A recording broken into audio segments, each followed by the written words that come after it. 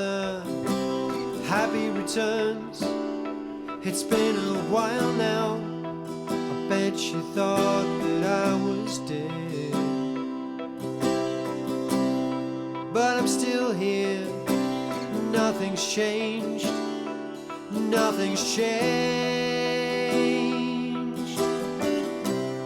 Hey brother, I'd love to tell you I've been busy, but that would be a lie. 'Cause the truth is, the years just pass like trains. I wave but they don't slow down. They don't slow down.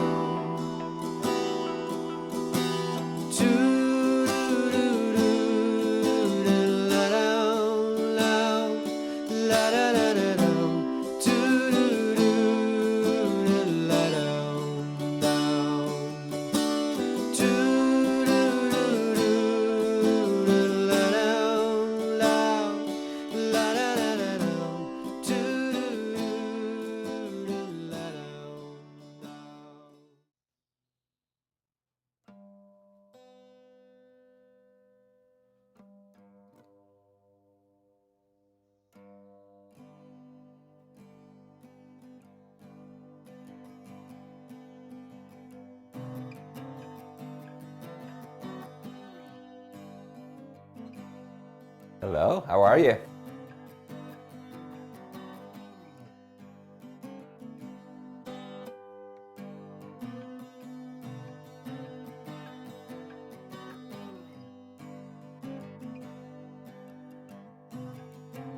And you were asking me about the matter of choice. How far back do you want to go?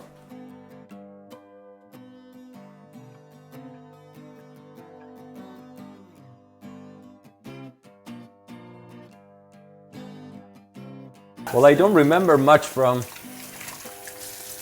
back when, you know. As a kid, you're not born with that. You have to be taught that you have to be, you know, responsible, and this is your responsibility. You have to do your best, and that's what I learned through family. So that's pretty much all the years of, you know, elementary and middle school. Up until high school, you know, things get a little bit more real because you have to sit the test, and basically a test that determines where you're gonna be at, you know, coming up for the rest of your life pretty much, because it basically channels you into a career, basically,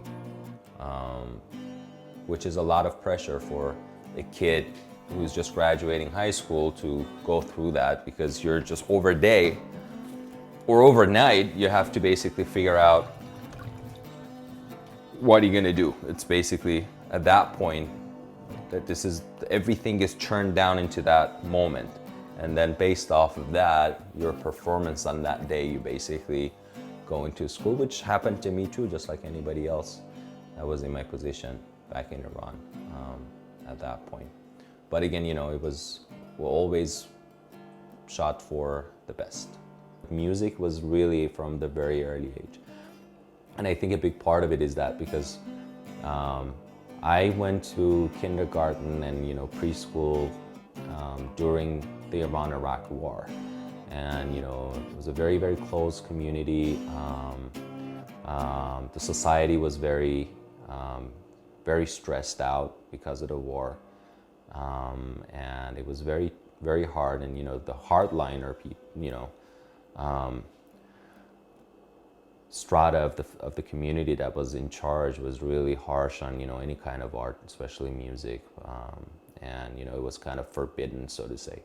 And I remember that my kindergarten was one of the very few that we had a grand piano. I think one of the, you know, my teacher or my the person who was in charge of the class brought it to my mom that, you know, everybody's pretty much like doing their own business, you know, doing that music class. Nobody pretty much paid attention, but I was the only one probably that was just mesmerized by that.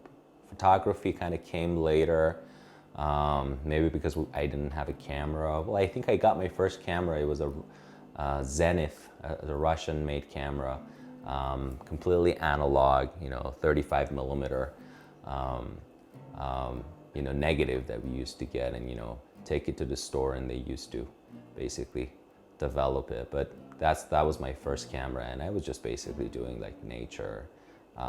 Didn't even think that I can do photography from people, and that came later. And with music, it was very different. I had the luxury or the opportunity. I had this, I don't know if you want to call it a gift, but I could listen to something and I could just play it on any instrument. So that was really, I don't know, maybe, I had that in me. It was just something inherent, but that really came in handy because I really didn't have a music teacher, so to say, but I was so passionate because I loved it. I might have had some basic, maybe,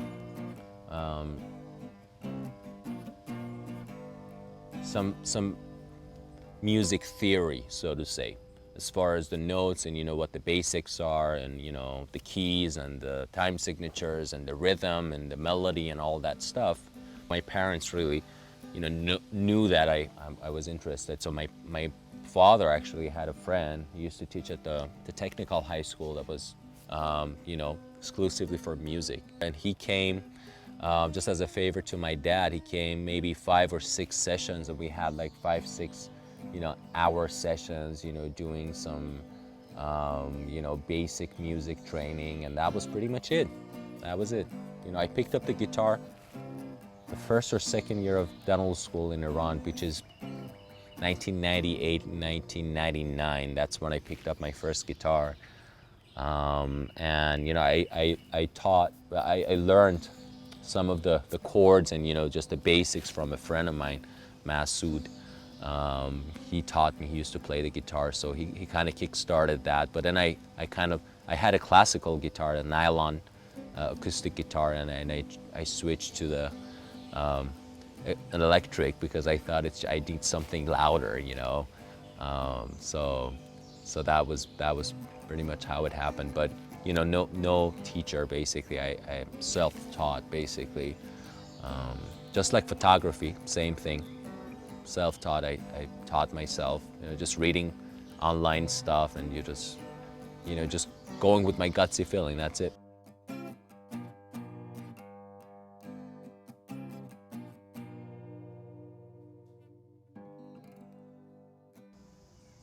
And you were asking me about the matter of choice because, it wasn't because, I could have insisted on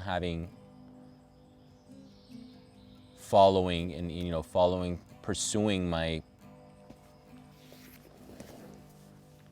passion, really. And I can actually tell you a story about, how that whole thing started. And, I told you about the kindergarten, the whole experience, the fascination with the music, but you feel pressure throughout your, primary education, so to say. If you're in a family like I was, to basically be the best that you can be, and basically you have one job and one job only, and that's to basically excel in your studies, and that was catching up to me. At some point.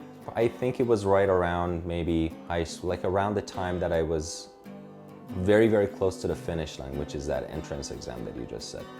And at that point, probably just, again, as I said, just now the interest aside, it was just mainly because I didn't feel like studying anymore. I was just tired, or maybe it was catching up to me, it was fatigue. But at that point, I thought about changing my, the direction, basically changing lanes, so to say, and go to music. But my family weren't a big fan of that, and it's basically that you don't want to be a starving artist, which is probably what would have happened if I had gone that route. I'm glad I didn't, because as you know, and you know, to me, you know, my parents, even back then, you know, when they said, you know what, no, but they were very supportive. They said, you know, this can be a great, you know, side project for you, and you can really do what you want, but having the means of it, having a career that can provide for that, you know, side project, so to say. And I'm happy that, you know, that happened, and you know, I see now that I have the time and the luxury and maybe the means of, you know, following or pursuing that interest, which was, you know, doing photography, art basically, photography, music. I was 18. Last year of high school, basically. Last year of high school it was. And, you know, that was, I remember that night and that discussion, and, you know, the thought process that went through my head at that point, because I could just rebel against the whole thing and say, you know what, F that, I'm not gonna do anything, you know, I'm just gonna go with my gutsy feeling, and I'm gonna do what I love and what I think I'm gonna be successful in. But, you know, again, you know, I thought that at the same time, you know, having musician friends especially, I think it was a part of that decision-making process, because I knew that they're mostly, you know, they're just basically struggling. So that, I think that was it. I said, I don't want to be a struggling artist. I'd rather do it on the side, and have a career that can support that hobby. And I'm happy that I made that decision. I really went with,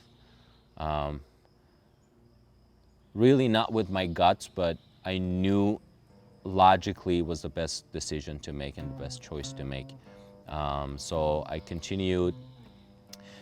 Something very important happened back at around the same time, that maybe changed things, because I was originally going to go into medicine, but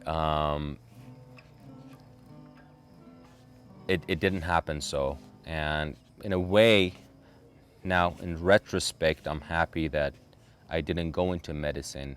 Now that story is that I went, a friend of mine, or a family friend, was doing an internal medicine residency in one of the hospitals in Tehran, and I was around the same time that I was going to choose my career, and I went into hospital. I shadowed her for a week, and it wasn't for me. It was too much pain and suffering. I couldn't really handle that, and so that was it for me. I was like, nope, no medicine. And in Iran, naturally, when you're at the top of your class, you know, in high school, if you don't want to go into engineering, you really have, you know, the only other choice that you have is to go into medical school, and that's pretty much what every, you know, top student coming out of high school does. But, you know, I knew at that point that it's not for me. It was too much, and I didn't really want to be around, you know, people who are like terminally ill, and, you know, that was just too much for me. So I couldn't, you know, I couldn't handle that. So I kind of went with the second best, which was dentistry. And, you know, I like the fact that it has the art aspect in it. You really create something out of, you know, really nothing. You're really restoring something that is like a sculpture, really, but a very, very interesting function. The function is really important, and it's your teeth, it's your personality, and it's your smile, and your ability to enjoy your life. So that was pretty much how I ended up going to dentistry, and I'm very happy about the choice I made, because I love what I do.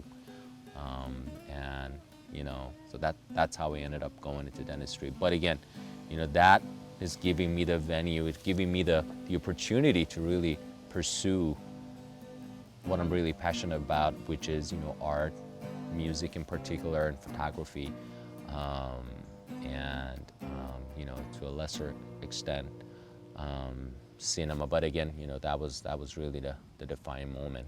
That was the moment that I made a decision about my whole life, basically.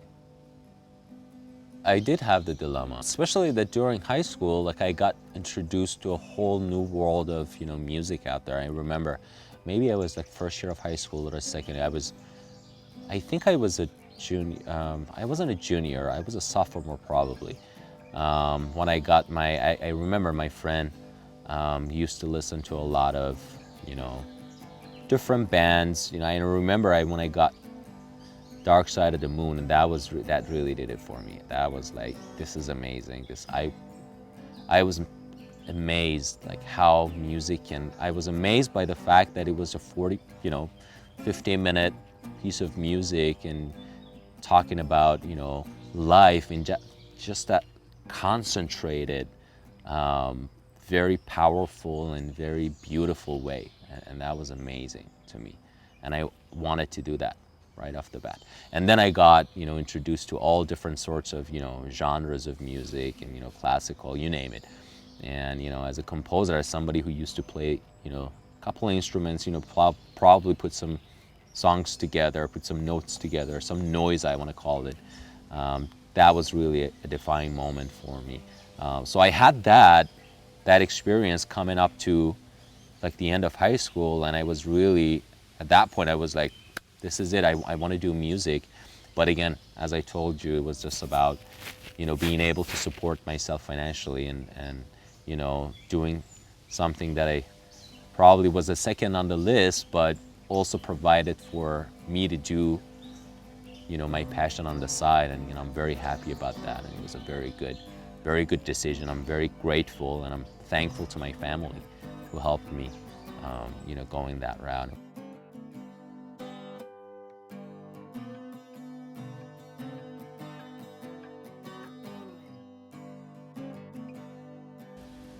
Compromises. From the moment that I made that decision, well, I had to, first thing, it was much easier to get into music at that point, you know, especially with the, you know, with the requirements, considering, you know, it was much easier to go into music than go to dentistry at that point. But so the struggle and, you know, the fight kind of started right at the moment that I made the decision I'm not going to pursue music, because I had to study harder. So that's the first hurdle that I had to overcome. But then, you know, obviously as the school started, and, you know, obviously, you know, 7 years of school, which wasn't as bad, you know, I kind of started to have fun, probably second or third year really, when we started to actually do some hands-on, because that was really something that I found really interesting and I loved it. So the first 2 years, I still wasn't really sure how it's gonna go. I knew I'm gonna pull it through, but I wasn't really enjoying it up until the second year, where I started to, you know, just find that fascinating, just the fact that I can create something, get somebody comfortable and get somebody their smile back, and, you know, help their social and, you know, the quality of life. And that was really it. That was amazing. And also after the fact, you know, having to commit to, you know, when you choose a path, and you have to basically, you know, you sign up for everything that comes with it. So after that I had to go to the, you know, out of, you know, my hometown, out of Tehran, I had to go and you know, start working in the middle of nowhere, which was quite an amazing experience in it itself. But at the same time, it wasn't easy. And that's up until I came over to the US, and, you know, and that's really when things got really challenging, and it's not easy to establish yourself again. You know, coming from a different country and different culture, and I'll do it all over again. I think it was a very good life experience. I'm very happy that I did that, and I think I'm a better person for it because of it, and I would do it again for sure. But it wasn't easy, I can tell you that.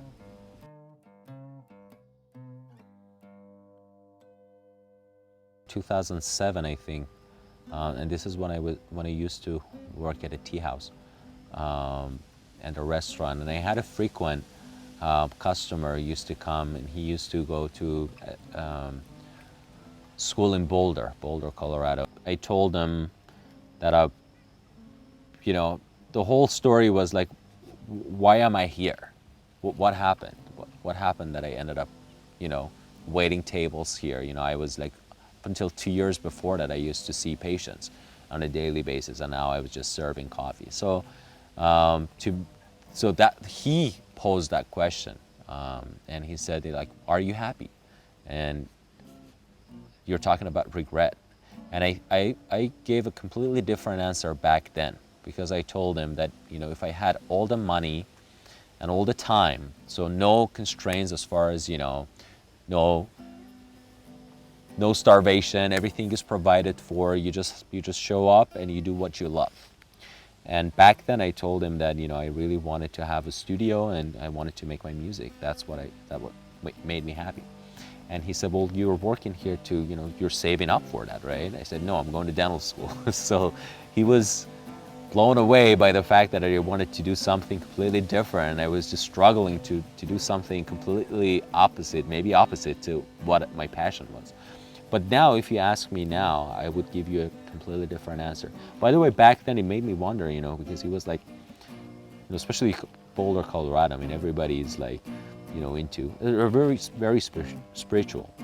And, you know, he said, well, what are you doing here? You know, why aren't you doing, you know, pursuing what you're really passionate about?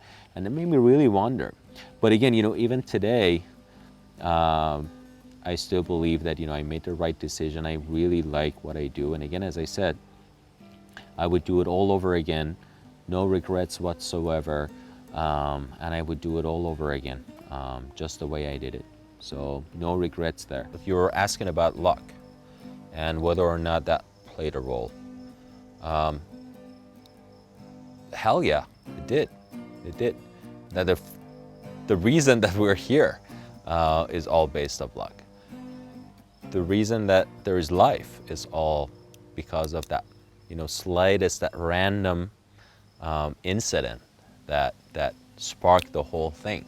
So yeah, luck plays a huge role, and you have to really understand the vastness of this world, and you have to appreciate, you know, if you're getting somewhere, you have to understand that, you know, it was really, and it doesn't really have anything to do with who you are and, you know, what you did, and you can get lucky. You can be the worst person in the world and get lucky, and you know, odds all of a sudden turn in favor of you, but it happens, and it doesn't really matter who you are.